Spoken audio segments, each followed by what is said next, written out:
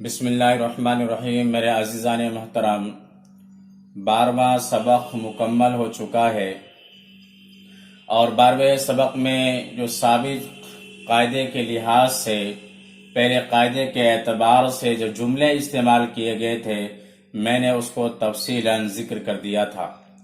اب آئیے 13ویں سبق میں جو جملے استعمال کیے گئے ہیں اس کو سمجھنے کی کوشش کرتے ہیں۔ میں نے یہاں پر لکھا ہے الدرس الثالث عشر، اس کو پڑھیں گے الدرس الثالث عشر، الدرس الثالث عشر 13واں سبق، اس کا ترجمہ ہوگا 13واں سبق، الدرس الثالث عشر 13واں سبق۔ اس کے بعد میں نے یہاں پر لکھا ہے مسجد، یعنی اس 13ویں سبق میں مسجد کے سلسلے میں بات چیت ہوگی، کلام ہوگا۔ مثلا اس بات کا تذکرہ ہوگا کہ یہ مسجد ہے، اس کا دروازہ بڑا ہے، اس کی چھت بلند ہے، اس کی مینار اونچی ہے، اس میں مسجد میں حوض ہے، حوض میں مچھلی ہے۔ اس طرح کے جملے جو اردو میں بولے جاتے ہیں اس کا عربی میں ترجمہ کیا جائے گا۔ تو میں نے یہاں پر لکھا ہے یہ مسجد ہے، اس کے عربی بنائیں گے ھذا مسجد، جیسے یہاں میں نے ذکر کیا ہے، بنایا ہے ھذا مسجد، ھذا مسجد کا ترجمہ ہے یہ مسجد ہے۔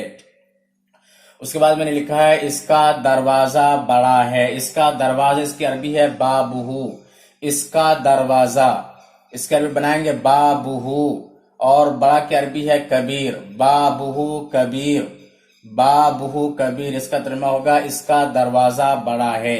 تو اگر آپ اردو میں بولتے ہیں اس کا دروازہ بڑا ہے یعنی مسجد کا دروازہ بڑا ہے، تو اس طرح سے اس کے عربی بنائیں گے بابہ کبیر، بابہ کبیر، اس کا دروازہ بڑا ہے۔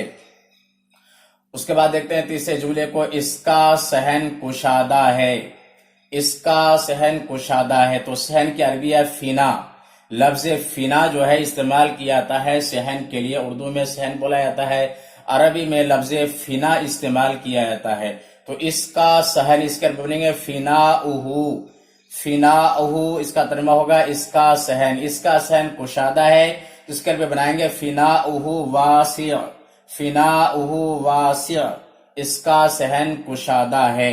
تو کشادہ کی عربی ہے واسع، کشادہ، فناؤہ واسع، اس کا صحن کشادہ ہے۔ اس کے بعد دیکھتے ہیں اس کی چھت بلند ہے، اس کی چھت بلند ہے یا اس کی چھت اونچی ہے، اس طرح سے اردو میں بولتے ہیں، جس کا عربی کیسے بنائیں گے اس کی چھت، اس کی عربی ہے سقفہ، سقف کا ترجمہ ہے چھت، سقفہ، اس کی چھت، اور بلند کی بلند ہے، اس کی عربی ہے مرتفعن، مرتفعن، سقفہ مرتفعن، اس کی چھت کیا ہے بلند ہے۔ اس کے بعد دیکھتے ہیں اس کے جملہ آ رہا ہے اس کا مینار، اس کا مینار بلند ہے، اس کا مینار بلند ہے۔ تو مینار کی عربی ہے مئذنہ، مئذنہ، مئذنہ عربی کا لفظ ہے، اردو میں مینار کا لفظ استعمال کیا جاتا ہے۔ تو اس کا مینار یعنی مسجد کا مینار، اس کا مینار، اس کے بنے گا مئذنۃ، مئذنۃ، اس کا مینار، مئذنۃ، اس کا مینار بلند ہے، عالیہ، بلند ہے، عالیہ، یعنی بلند ہے، اس کی عربی بنے گی عالیتن، پڑھیں گے عالیہ۔ اب پورا جملہ ہوگا مئذنۃ عالیہ، مئذنۃ عالیہ، اس کا مینار بلند ہے، یعنی مسجد کا مینار بلند ہے۔ اس کے بعد میں نے لکھا ہے اس کا گنبد خوبصورت ہے۔ تو گنبد کی عربی ہے قبہ، عربی میں لفظ قبہ استعمال کیا جاتا ہے، اردو میں گنبد بولتے ہیں۔ تو اس کا گنبد خوبصورت ہے، اس کے عربی بنائیں گے قبتہ جمیلہ، قبتہ جمیلہ، قبتہ کا ترجمہ ہے اس کا گنبد، اس کا گنبد یعنی مسجد کا گنبد، قبتہ جمیلہ، اس کا گنبد جو ہے خوبصورت ہے۔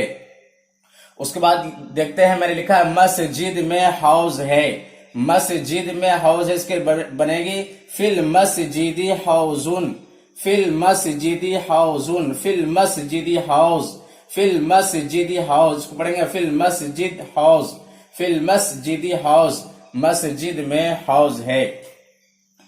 میں نے اس کے بعد لکھا ہے حوض میں مچھلی ہے، حوض میں مچھلی ہے۔ جب اردو میں بولتے ہیں حوض میں مچھلی ہے، اس کی عربی بنائیں گے فی الحوض سمک، فی الحوض سمک، فی الحوض سمک، حوض میں مچھلی ہے۔ اس کے بعد اردو میں لفظ آ رہا ہے اس کا رنگ لال ہے، پیلا ہے، نیلا ہے۔ تو اگر بتائیں کہ مچھلی کا رنگ لال ہے تو کہیں گے لونہ احمر، لونہ احمر، اس کا رنگ یعنی مچھلی کا رنگ کیا ہے؟ لال ہے۔ پیلا ہے تو آپ کہیں گے اصفرو، اصفرو، پیلا ہے۔ نیلا ہے تو کہیں گے ازرقو، ازرقو، پورا جملہ ہوگا لونہ احمر اصفر ازرق، اس کا رنگ، کلر کو عربی میں لون کہا جاتا ہے اور اردو میں رنگ بولتے ہیں، لونہ احمر اصفر ازرق، یعنی اس کا رنگ لال ہے، پیلا ہے، نیلا ہے۔ تو اس طرح سے 13ویں سبق میں پریکٹس کرایا گیا ہے، مشق کرایا گیا ہے۔ یہ ویڈیو پسند آئے تو لائک کریں، دوستو احباب کو شیئر کریں اور کمنٹ کے ذریعے سے ہمیں بتا سکتے ہیں کوئی کنفیوژن ہے تاکہ کنفیوژن کو دور کیا جا سکے، اور اس کے بعد مکمل ویڈیو دیکھنے کے بعد میں میرے چینل کو سبسکرائب کریں اور بیل آئیکن پر ضرور کلک کریں۔ فقط والسلام۔